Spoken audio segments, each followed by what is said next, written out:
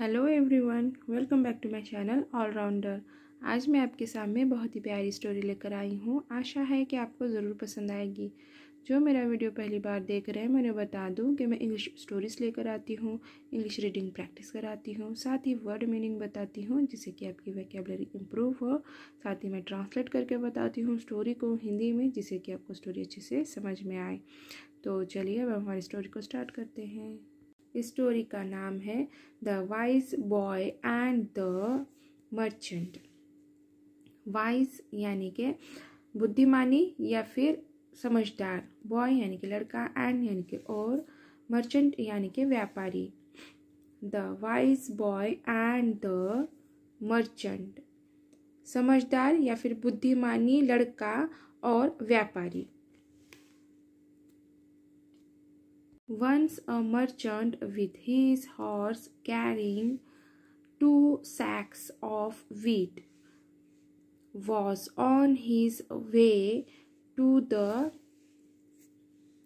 market. Once एक बार एक merchant व्यापारी with साथ his horse यानी कि उसके घोड़े, carrying यानी कि ढोना, 2 sacks यानी के 2 थैले या फिर पोते कहते हैं मराठी में, हाँ, या फिर बोरियां भी कहते हैं। कैरिंग 2 sacks यानी के बोरियां ढोते हुए या फिर ले जाते हुए या फिर ने क्या उसको उठाते हुए, ऐसे सादा सरल भाषा में बोल रही हूँ। ऑफ यानी के वीट यानी के गेहूं, वॉज यानी के था, ऑन यानी पर, हीज वे यानी के उसके रास्ते, यानी के मार्केट, मार्केट यानी के market. Once a merchant with his horse carrying 2 sacks of wheat was on his way to the market.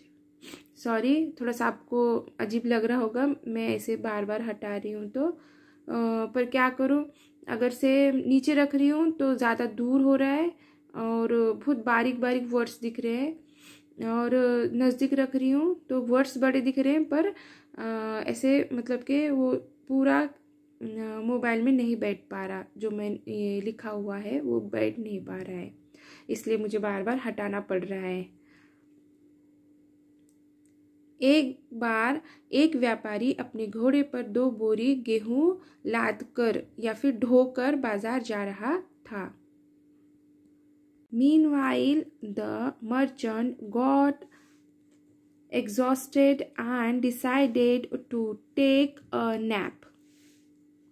Meanwhile के दौरान मतलब वो जा रहा था ना, उस दौरान। मर्चेंट व्यापारी, एग्जॉस्टेड यानी कि थका हुआ, एंड यानी कि और, डिसाइडेड यानी कि फैसला किया, टेक यानी कि लेना, अ यानी कि एक, नैप यानी कि झपकी।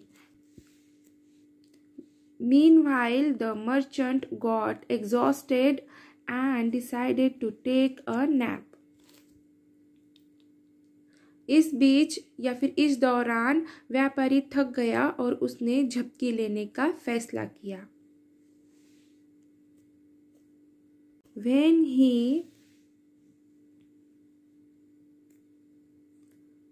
woke up, he didn't find his horse. When जब he वह, woke up उठा, he वह, didn't find यानी कि मिला नहीं या फिर दिखा नहीं, his horse यानी कि उसका घोड़ा। When he woke up, he didn't find his horse. जब वह उठा तो उसे अपना घोड़ा नहीं मिला।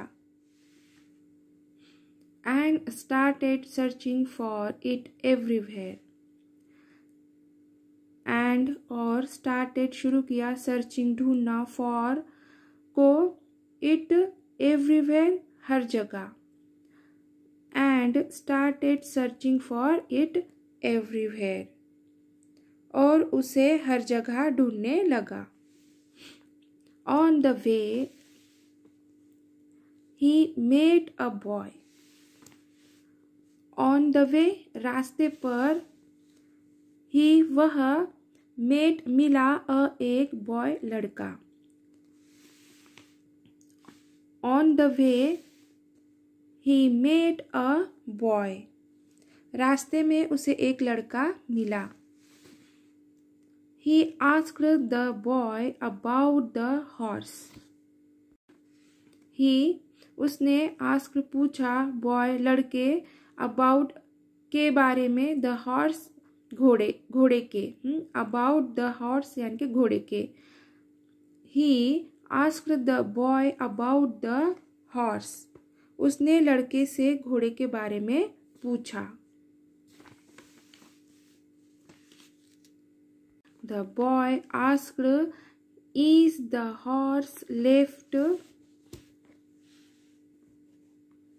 आई blind his right foot lame and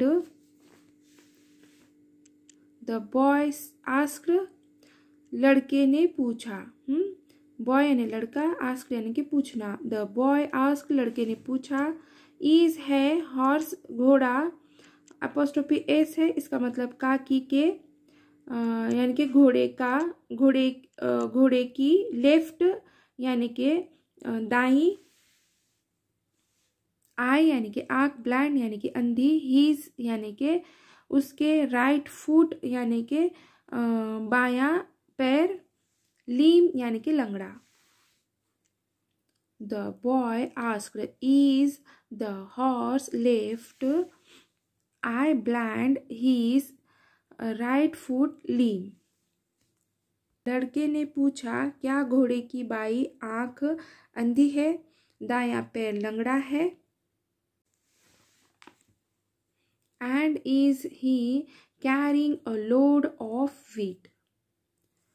And और is है, ही वह, carrying ढोना, एक लोड यानी के वजन, ऑफ व्हीट यानी के, ऑफ यानी का, व्हीट यानी कि गेहूं, लोड ऑफ व्हीट यानी कि गेहूं का वजन। हाँ, and is he carrying a load of wheat, और वह गेहूं का वजन ढो रहा है, यानी कि पीठ पर लाद कर लेके जाना, या फिर वह गेहूं को लाद कर ले जा रहा है, ऐसे भी कह सकते हैं। हाँ, एग्जैक्टली वेयर, हाँ अभी यहीं पे, हाँ, have you kept my horse, exactly बिल्कुल, वेयर कहाँ, हैव है मतलब कि अपने पास होना कोई चीज़ के लिए हम हैव का यूज़ करते हैं और हैड का यूज़ करते हैं। हाँ, और उसके बाद से अगर से थर्ड फॉर्म नहीं आया किसका, क्रियापद का यानी कि वर्ब का, तो फिर वो रखने के लिए होगा।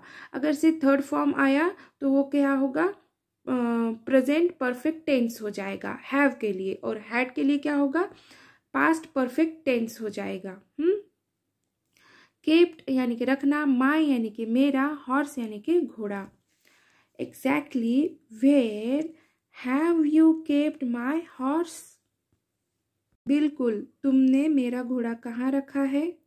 The boy said that he had not seen that, the boy लड़का, सेड कहा, दैट ऐसा, ही उसने, हैड नॉट यानी कि नहीं, सीन देखा, दैट वह। The boy said that he had not seen that, लड़के ने कहा कि उसने ऐसा नहीं देखा था। The merchant angrily decided to take the boy to the village chief for punishment. The merchant, व्यापारी, angrily यानी कि गुस्से से, decided फैसला किया, take the boy, take यानी कि ले जाना, लेना, हाँ ले जाना, boy यानी कि लड़का, the village यानी कि गांव, chief यानी कि मुख्य, for यानी के, punishment के लिए, हाँ फॉर यानी के लिए, पनिशमेंट यानी के सजा। The merchant angrily decided to take the boy to the village chief for punishment.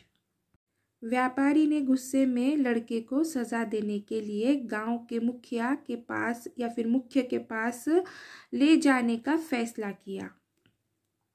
The जज आस्क्ड, द जज न्यायाधीश आस्क्ड पूछा, द जज आस्क्ड न्यायाधीश ने पूछा।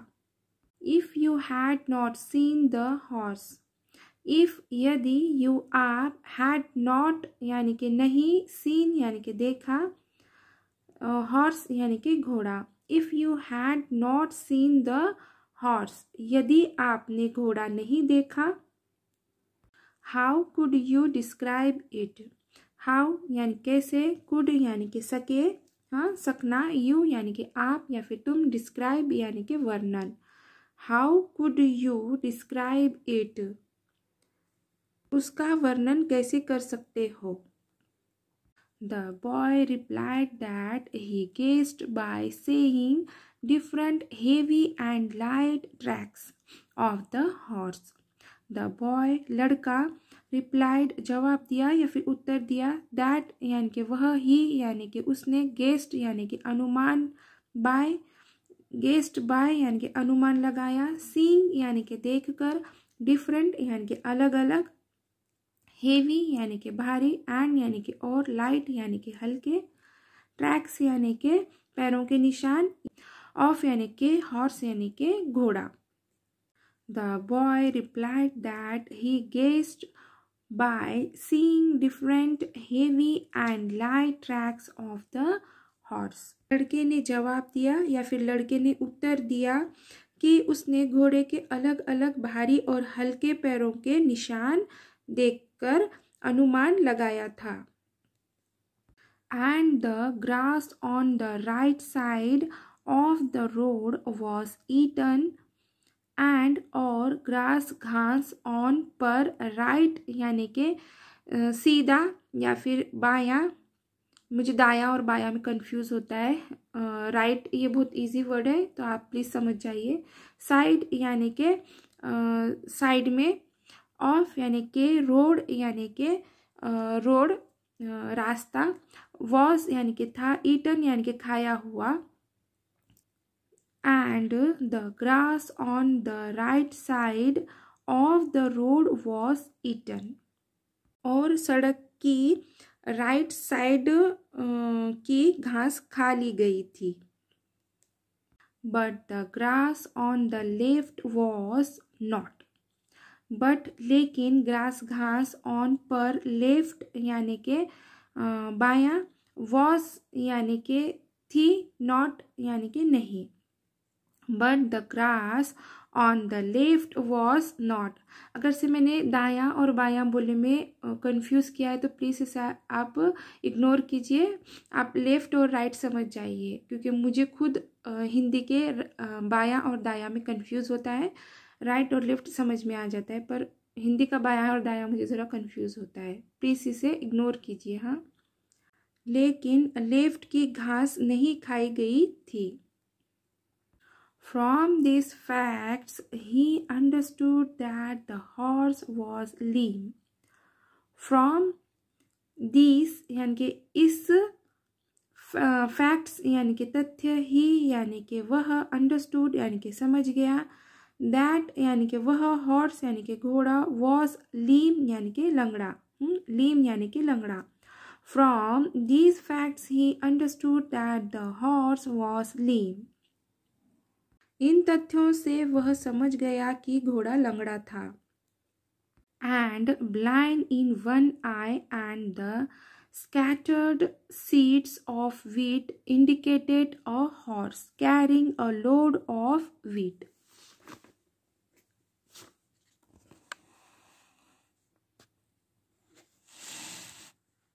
And blind in one eye, and और ब्लाइंड अंधा, इन में, वन आई एक आँख से भी बोल सकते हैं या फिर एक आँख में नहीं से ही बोलेंगे। एंड ब्लाइंड इन वन आई, और एक आँख से अंधा था। And the scattered seeds of wheat indicated a horse carrying a load of wheat. And और स्कैटर्ड यानी कि बिखरा हुआ, सीड्स यानी कि बीज, ऑफ यानी कि व्हीट यानी कि गेहूं, गेहूं के बीज। इंडिकेटेड संकेत, एक हॉर्स यानी कि घोड़ा, कैरिंग यानी कि ढो रहा, लोड यानी कि वजन, ऑफ यानी का, व्हीट यानी कि गेहूं। And the scattered seeds of wheat indicated a horse carrying a load of wheat. और गेहूं के बिखरे हुए बीज संकेत दे रहे थे कि घोड़ा गेहूं का बोझ ढो रहा है। The judge and the merchant understood his cleverness. The जज न्यायाधीश एंड और मर्चेंट व्यापारी अंडरस्टूड समझ गए, हीज क्लेवरनेस यानी कि उसका बुद्धिमानी या फिर उसकी चतुराई या फिर उसकी होशियारी। द जज and the merchant understood his cleverness. न्यायाधीश और व्यापारी उसकी चतुराई समझ गए। यहीं पे हमारी स्टोरी खत्म होती है। अब हम देखेंगे moral of the story. One should not be quick in judging people. One यानी कि एक, शुड यानी कि चाहिए, नॉट यानी कि नहीं, क्विक यानी कि जल्द से, इन यानी में, जजिंग यानी कि फैसला करना, पीपल यानी कि लोग। One should not be quick in judging people. किसी को भी लोगों के बारे में जल्द से निर्णय नहीं लेना चाहिए। पूरा वीडियो देखने के लिए थैंक यू। और अगर से आपको मेरी वीडियो पसंद आई है तो प्लीज़ इसे लाइक ज़रूर कीजिए। Thanks for watching.